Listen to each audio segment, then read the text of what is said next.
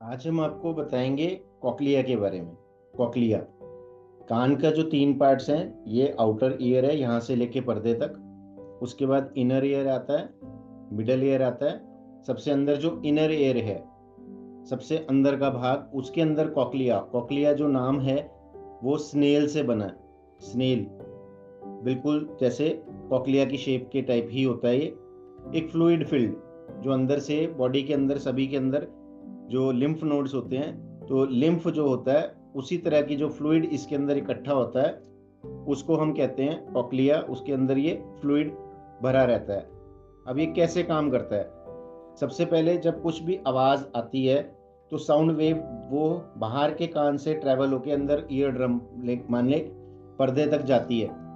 उसके बाद पर्दे से और अंदर जाके वो मिडल ईयर बोन्स, जो तीन बोन्स हैं, वहां पे जाती है, जहां पे स्टेपिस बोन उसको इस तरह से मूवमेंट होती है, to and fro, in and out. तो वहां से आवाज की वाइब्रेशन, जिसको हम रिपल्स बोलते हैं, वो उसको कॉकलियर फ्लूइड तक और कॉकलिया तक पहुंचाता है। कॉकलिया के अंदर एक पार्ट है जिसका नाम है ऑर्गन ऑफ कॉर्टाई। उसके अंदर स्टीरियोसीलिया हेयर सेल्स होते हैं। हेयर सेल्स और स्टीरियोसीलिया जो है इलेक्ट्रिकल इम्पल्सेस क्रिएट करते हैं, जो ब्रेन तक ट्रेवल होते हैं और वहां से ऑडिटरी नर्व पे जाता है। वहां से वापस जब साउंड आती है तो वो हमें सुनती है, और बहुत फास्ट होता है, फ्रैक्शन ऑफ सेकंड्स। जैसे मैं बात कर रहा हूँ, साथ के साथ कितनी स्पीड से ये हो रहा है। तो जब इस स्पीड में एक ब्रेकेज लग जाता है, SNHL, sensory neural hearing loss, mostly उसमें कॉकलिया का डिफेक्ट होता है। कॉकलिया जो एक आपको बताया स्नेल टाइप की चीज है, उसके अंदर टाइनी टाइनी हेयर सेल्स होते हैं, HAIR, हेयर सेल्स। कान के अंदर, ईयर, EAR, कान के अंदर हेयर सेल्स जो कॉकलिया के पास जाके, कॉकलिया के अंदर जाके, सबसे अंदर वाले पार्ट में सेल्स जो बने हुए हैं, जितने ज़्यादा ये डैमेज होते जाएंगे उतना ज़्यादा हमें सुनने में दिक्कत आती है। एज की वजह से भी ये डीजनरेशन होती है। अगर आपका एज की वजह से नहीं है, 60 70 80 साल के आप नहीं हैं, और फिर भी ये प्रॉब्लम आ रही है, तो आप समझ सकते हैं कि डैमेज किस लेवल पे जा चुका है। ठीक है। बहुत ज़्यादा साउंड में रहना, तेज आवाज़ों के बीच में रहना, तो इसमें अब आप बच कैसे सकते हैं कान की बीमारियों में? कि कोशिश करें कि यहाँ पर आपने जो है रोक के लिए आपने चीज़ें इस्तेमाल करनी है, जो आपको हेडफोन्स का इस्तेमाल बिल्कुल ना करें, शोर वाली जगहों पे ना जाएं, एनवायरनमेंट आपका शोर से कम हो, इसको आप प्रेफर कर सकते हैं। तो एक इलेक्ट्रॉनिक इम्प्लांट, जो कॉकलियर इम्प्लांट जो है, वो कब काम आता है?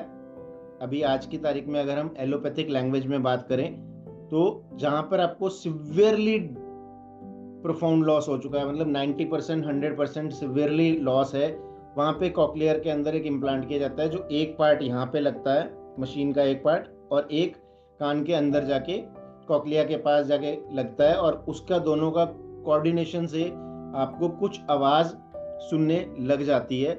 पूरी तरह से आप नॉर्मल हो जाएंगे, ऐसी कल्पना बिल्कुल भी ना करें। 3000 के करीब अंदर हेयर सेल्स होते हैं, जो इनर हेयर सेल्स हैं, एक ही सिंगल लाइन में वो रहते हैं। और 12,000 के करीब आउटर हेयर सेल्स हैं, जो 3 अलग अलग लाइंस में, 4-4 हजार की लाइंस में ऐसे मिलेंगे आपको। अब ये हेयर सेल्स डैमेज क्यों आते हैं? कि बहुत ज़्यादा आवाज़ में जाना, आजकल हेडफोन्स का जो बहुत ज़्यादा प्रयोग हो रहा है, कई जने तो लगा के ही सो जाते हैं, या एज की वजह से हो सकता है कि कुछ मेडिसिन ऐसी होती हैं जो अंदर लॉस कर देती हैं, एक्सीडेंट्स हो सकते हैं। तो मॉडरेटली टू सिवियर SNHL जहाँ पर होगा, वहाँ पर हेयरिंग एड को सजेस्ट किया जाता है। अब हमारी मेडिसिन का काम क्या है कि उसने आपको फिर से ईयर्स के अंदर जो हेयर सेल्स हैं, जो कॉटाई के पास हैं, जो कॉटाई के अंदर हैं, जो कॉकलिया के अंदर है, उसको फिर से रीजनरेट करता है। रीजनरेशन। तो अगर हमारे पास जितने पेशेंट्स ठीक हो रहे हैं, जिनको 90-100% हेयर लॉस था, या 80-70 था, और 3 महीने 6 महीने की दवाई के बाद उनका हेयरिंग लॉस पहले से कम हो गया है, उनको सुनने लग गया है, तो उनका हेयर सेल्स फिर से रीजनरेट होने स्टार्ट हो चुके हैं। एक बहुत सारे पेशेंट्स हैं जिन्होंने सीटी स्कैन भी कराया होता है, तो सीटी स्कैन जो है मेस्टॉइड बोन्स का जब कराया जाता है तो उसमें अंदर स्क्लेरोसिस आ जाता है, SCLORISIS, sclerosis, sclerosis of the mastoid bone और द मेस्टॉइड एयर सेल्स।